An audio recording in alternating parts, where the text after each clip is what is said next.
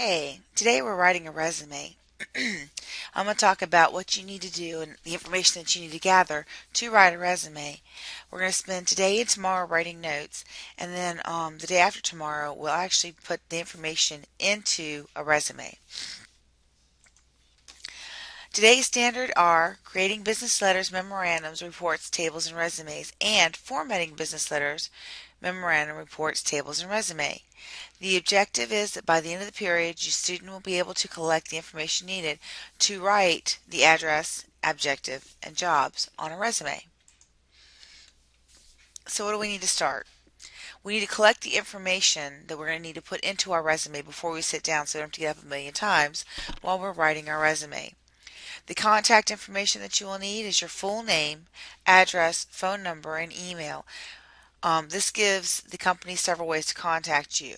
You will need your job history and dates, your education and degrees and dates, the skills that are relevant to the job that you're looking at, achievements and dates, and volunteer history. There are no dates necessary for that. The information that is not needed, you will not need your references. If a company or a boss wants your references, they will ask for them. So when you write your resume, at the bottom of the resume, you'll put references upon request. Reasons for leaving your job. Again, if your boss or your interviewer wants that information, they'll ask for it during the interview. You do not put that on your resume. You don't want to give them ideas about who you are without being able to explain. So you don't put that information in there. Um, Race and religious affiliations. People have a tendency to skew their thoughts about you by your race and religious affiliations. It's not something they do on purpose, but it's something they do. So you need to make sure that you do not include that information on your resume.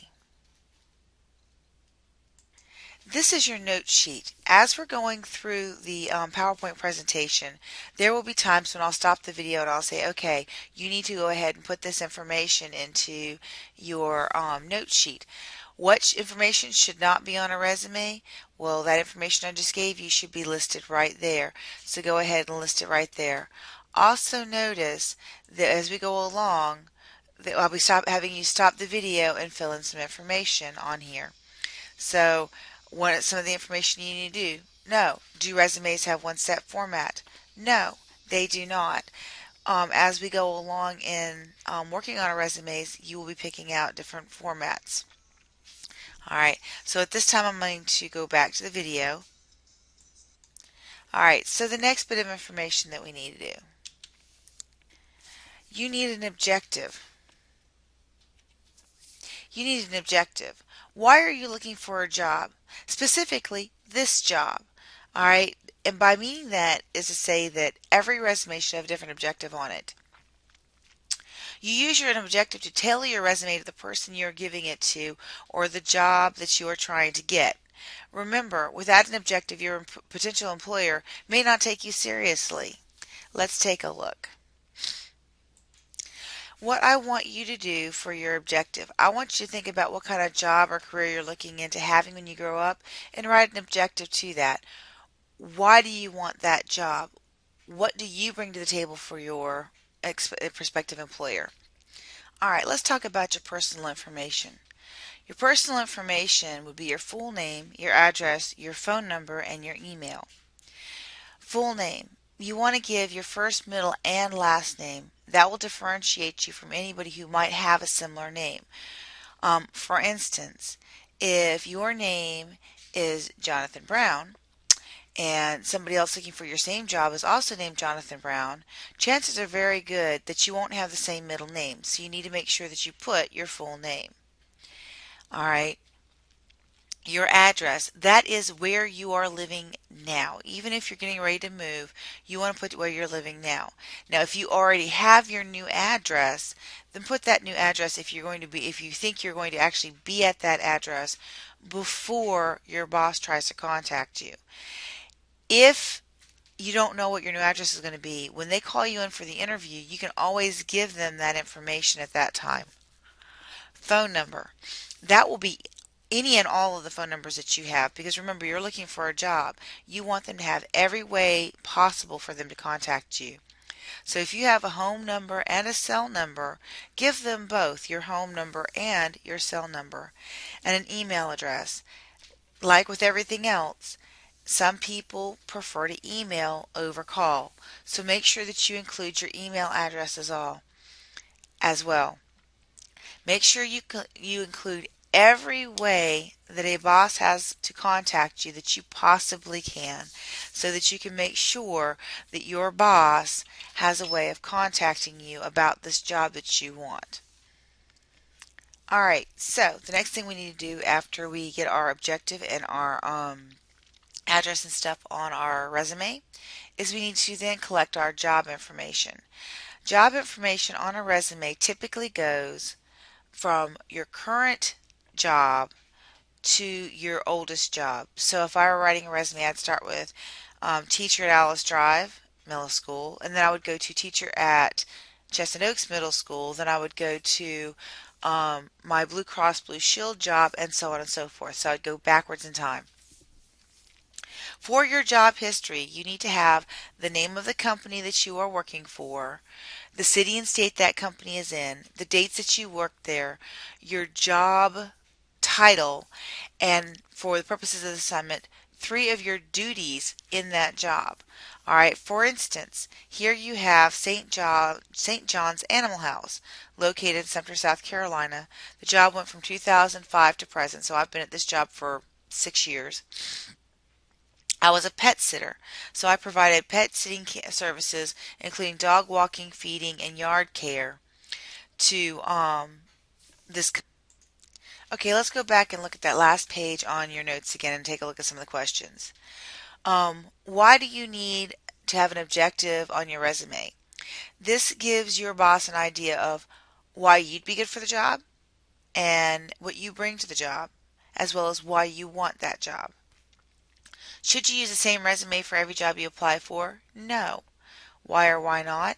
Because when you are applying for a job, you want your employer to know what you're bringing to this job, and so what might work for one job will not necessarily work for another. In what order do you list your jobs and your education? From most current to the oldest. All right, well, now we're ready to continue with your education and history. Just like with jobs, when you put your current history or when you put your educational history into your resume, you do it, whatever you're doing now, your current education, and you go backwards. So, for example, middle school and then elementary school, you go backwards. All right, if you were in high school, you go high school, middle school, and elementary school. And you will only list the schools that you graduated from. So if you went part of the time in one school and then you transferred to a different school, you would list the school that you actually graduated from, not any other schools that you might have gone to before you actually achieved your degree.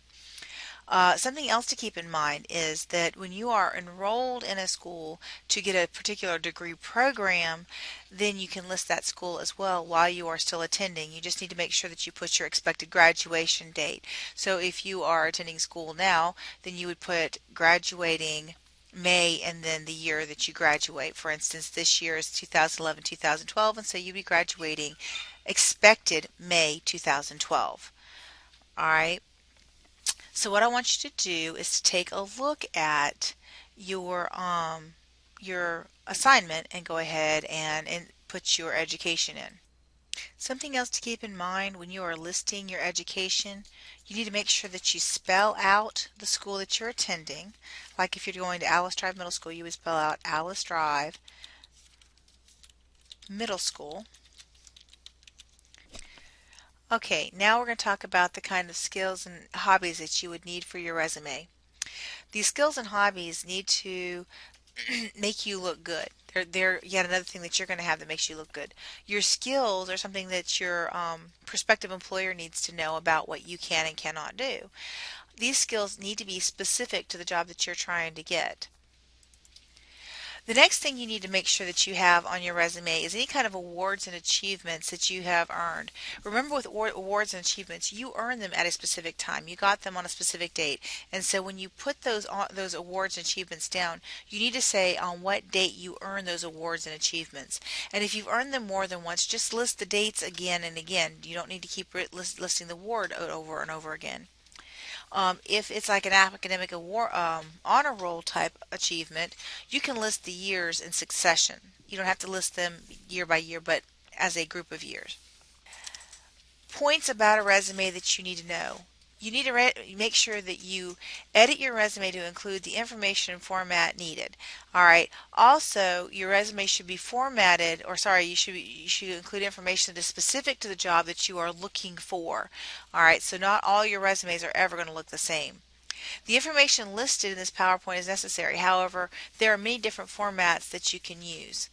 All right, and the last thing is unless your job justifies it, you need to make sure that your resume is one page only, not no longer. All right, one last thing. Let's take a look at the last couple of questions on here. In what order do you list your jobs in education? You list your jobs in education from the most recent job to your oldest job. How long should your resume be for most jobs? One page. All right, at this time, if you've completed this worksheet, you are now ready to start working on your resume.